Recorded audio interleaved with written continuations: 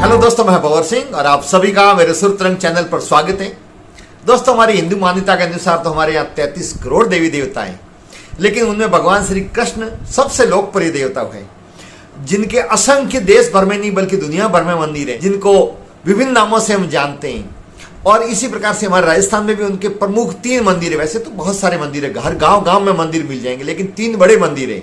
लेकिन उनमें से भी जयपुर का गोपीनाथ मंदिर, जहां भगवान श्री कृष्ण की मूर्ति विराजमान है, उसकी तो महिमा ही अपरंपार है। वो तो अपने आप में अनोखा है, जहां पर असंख्य लोग दर्शन करने के लिए और बड़ी उत्सुकता से ये जानने के लिए जाते हैं कि उसके बारे में ये माना गया है कि आज भी उस मूर्ति के अंदर भगवान श्री कृष्ण के प्राण विद्यमान है, अर्थात वो मूर्ति निर्जीवनी होकर के सजीव है। जी हाँ दोस्तों, वैसे कहते हैं कि यहाँ पर गोपीनाथ जी का जो मंदिर आप देख रहे हैं, ये भव्य मंदिर जयपुर का, इसके अंदर भगवान श्री कृष्ण की ये मूर्ति आप जो देख रहे हैं, ये उल्टे उल्टे हाथ में उनके घड़ी बांधी हुई है। ये घड़ी चल रही है तो आप सोचेंगे हर घड़ी चलती है, सेल अंदर होता है अथवा चार्ज की हुई होती है तो, लेकिन दोस्तों ये घड़ी ऐसे किसी सेल से नहीं चलती है, बल्कि ये घड़ी जो है वो पल्स से चलती है, अर्थात हमारी जो नाड़ी चलती है उसके अनुसार चलती है। और जैसे ही हाथ से हटा देते हैं तो ये घड़ी स्वतः ही बंद हो जाती है। इसका मतलब ये कोई सजीव व्यक्ति होगा, उसके हाथ पर बांधेंगे, उसके कलाई पर बांधेंगे, तभी ये घड़ी चलेगी। तो कृष्ण भगवान की मूर्ति है, इसके हाथ के भी घड़ी बांधी है और घड़ी चल रही है। तो दोस्तों, ये क्या कारण है और ये कब से ऐसी मान्यता बनी, आइए मैं आपको पूरी जानकारी देता हूं। जी हाँ दोस्तों, भगवान श्री गोपीनाथ जी का मंदिर, जहां भगवान श्री कृष्ण की मूर्ति विराजमान है, गोपीनाथ अर्थात भगवान श्री कृष्ण गोपियों के नाथ, वहां ये प्राचीन मंदिर है। और इस मंदिर की मान्यता ये है कि यहाँ जो ये मूर्ति आप देख रहे हैं, ये स्वयं भू है, स्वयं प्रकट हुई थी, किसी कारीगर द्वारा अथवा शिल्पकार द्वारा इसको बनाया नहीं गया था। ऐसी भी मान्यता है कि यहां पर भगवान श्री कृष्ण की मूर्ति के अंदर प्राण विद्यमान है।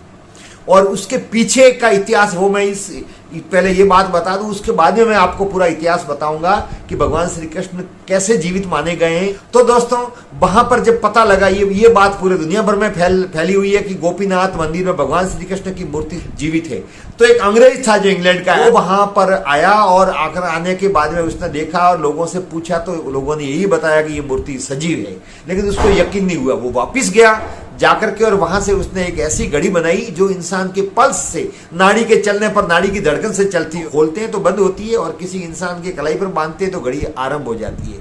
अब यहाँ पर वो आया, आने के बाद में भगवान श्री कृष्ण के हाथ पर जब जैसे ही उसने ये घड़ी बांधी तो उसको अपनी आंखों पर यकीन नहीं हुआ। वो ये देख करके अभिभूत हो गया, देख करके आश्चर्यचकित हो गया कि ये सब क्या देख रहा हूं। मूर्ति तो बिल्कुल हिलडुल नहीं रही है, लेकिन मूर्ति के हाथ के जैसे ही भगवान श्री कृष्ण के हाथ के घड़ी बांधी तो घड़ी स्वतः चलने लग गई। उस बात को हो गए 57 साल। 57 साल से ये घड़ी निरंतर चल रही है। और इससे जाहिर होता है कि भगवान श्री कृष्ण की मूर्ति के अंदर प्राण विद्यमान है। असंख्य लोग प्रतिदिन यहाँ पर आप देख रहे हैं इस मंदिर में दर्शन करने के लिए आते हैं। आपको मैं दिखा रहा हूँ, ये फोटो है, ये भगवान श्री कृष्ण की मूर्ति है और आप देख रहे हैं ये हाथ पर घड़ी भी बांधी हुई है और लोग ताज्जुब से देखते हैं। अब तो भगवान कृष्ण कैसे जीवित रूप में आज भी विद्यमान है, इसके पीछे का इतिहास मैं आपको बताता हूँ, आप सुने। दोस्तों, मैं स्वयं गत साल सोमनाथ द्वारिका जाके आया, फिर वहां से सोमनाथ के पास में भालका तीर्थ, जहां भगवान श्री कृष्ण का एक गडरिया द्वारा तीर लगा था और उसके कारण से उनकी मृत्यु हुई थी, उस स्थान पर गया हूं। आपको मैं दिखा रहा हूं, ये वो स्थान है जहां पीपल के वृक्ष के नीचे बैठे थे। आज इस मंदिर के अंदर भी ये जो आपको दिखा रहा हूं, ये वृक्ष खड़ा है और फिर इसके ऊपर ये मंदिर बना हुआ है। यहीं पर उनका तीर लगा था। तीर लगने के बाद में ये घायल अवस्था में सोमनाथ के उस तरफ पास में वहां पर आए, लेकिन उनका देहावसान हो गया। भगवान श्री कृष्ण ने इस संसार को त्याग दिया। ये समाचार जैसे ही पांडवों को मिले तो पांडव वहां पर आए, भगवान श्री कृष्ण का वहां अंतिम संस्कार किया गया। उस स्थान पर भी मैं गया हूं और आपको मैं दिखा रहा हूं, ये वो स्थान है और यही वो स्थान है जहां भगवान श्री कृष्ण का अंतिम संस्कार हुआ था। उसके सामने मैं बैठ करके अभिभूत हो गया, विचारों में खो गया, अलग अलग प्रकार की अनुभूति मन में होने लगी और घंटों वहां पर तन्मयता और तल्लीनता के साथ मैं बैठा रहा और निहारता रहा उस स्थान को। यहाँ पर अंतिम संस्कार हुआ था। ये स्थान भी बहुत प्रसिद्ध स्थान है जहाँ असंख्य लोग प्रतिदिन दर्शन करने के लिए जा रहे हैं। आप में से बहुत से गए होंगे, मैं भी जाके आया। और पास में ये नदी का तट है, यहाँ पर संगम के किनारे उनका अंतिम संस्कार हुआ था। यहाँ से फिर उनका हृदय है वो सामने ही, वहां से 1.5 किलोमीटर जो आगे मैं आपको दिखा रहा हूँ, यहाँ ये बहुत सारे जहाँ पक्षी उड़ रहे हैं, ये घाट है। यहाँ पर मैं सपरिवार वहां गया था, तब इस स्थान पर भी गया। यहाँ पर ये तीनों समुद्र, नदियां भी मिलती है और समुद्र का तट भी मिलता है। यहाँ पर भगवान श्री कृष्ण का हृदय था, वो ये पानी में विसर्जित किया था। कहते हैं भगवान श्री कृष्ण का शेष शरीर तो जल गया, लेकिन हृदय नहीं जला, हृदय तब भी धड़क रहा था और उसका जीवित था हृदय। फिर उनका अंतिम संस्कार उस हृदय को समुद्र के संगम पर ये प्रवाहित किया गया। ये फिर तैरता तैरता गया उड़ीसा के तट पर। जी हाँ दोस्तों, उड़ीसा के तट पर गया। वहां के इंद्रद्युम्न राजा थे उड़ीसा के, उनको स्वप्न में भगवान श्री कृष्ण दिखे और उन्होंने कहा कि मैं तुम्हारे तट पे आ गया हूं। और भगवान श्री कृष्ण का जो हृदय था वो लकड़ी बन गया और वो लकड़ी तैरते तैरते समुद्र के किनारे आई, उड़ीसा के पुरी के। वहां पर जब राजा स्वयं अपने सैनिकों के साथ में गया तो जो जैसा स्वप्न में दिखा था वैसे के वैसी लकड़ी वहां तैरती नजर आई। वो लकड़ी लेकर के आए और भगवान श्री कृष्ण ने स्वप्न में कहा था कि उस लकड़ी की मेरी मूर्ति बना देना और स्थापित कर लेना, मैं विद्यमान रहूंगा। और उस लकड़ी की मूर्ति बनाई और मूर्ति बना करके जगन्नाथ मंदिर है जो दुनिया भर का प्रसिद्ध मंदिर है। उसकी अनेक विशेषता है जिसके बारे में आपने अनेक बार सुना भी होगा।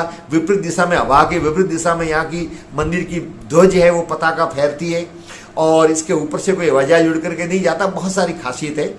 तो वो वहां पर मूर्ति स्थापित की, लकड़ी शिल्पकार ने उस लकड़ी से भगवान श्री कृष्ण की मूर्ति बनाई। कहते हैं प्राण है आज भी उस मूर्ति के अंदर है और जगन्नाथ के अंदर वो मूर्ति विद्यमान है और प्रत्येक वर्ष उसका नवीनीकरण किया जाता है जिस दिन रथ यात्रा निकाली जाती है। तो दोस्तों, भगवान श्री कृष्ण के बारे में हमारी ऐसी मान्यता है कि भगवान श्री कृष्ण इसमें विद्यमान है और वही हमें देखने को मिलता है गोपीनाथ मंदिर भगवान श्री कृष्ण की मूर्ति के अंदर जयपुर में। तो दोस्तों, आप भी समय निकाल करके जरूर जयपुर जाएं, गोपीनाथ जी मंदिर में जाकर के भगवान श्री कृष्ण के दर्शन करें और उस घड़ी को जरूर निहारें जो उनकी कलाई पर बंधी हुई है और जो निरंतर आपको चलती नजर आएगी। दोस्तों, ये थी धार्मिक जानकारी जो मैंने भगवान श्री कृष्ण की मूर्ति से संबंधित आपको दी। आपको वीडियो कैसा लगा? वीडियो को अच्छा लगा हो तो लाइक जरूर करें, कमेंट जरूर करें और इस धार्मिक ज्ञान को आगे बढ़ाने के लिए समय निकाल करके अपने परिचितों को शेयर जरूर करें और चैनल को सब्सक्राइब भी करें ताकि आप तक सीधे नोटिफिकेशन द्वारा वीडियो की सूचना पहुंचे। आपका वीडियो देखने के लिए सभी का बहुत बहुत धन्यवाद। जय हिंद।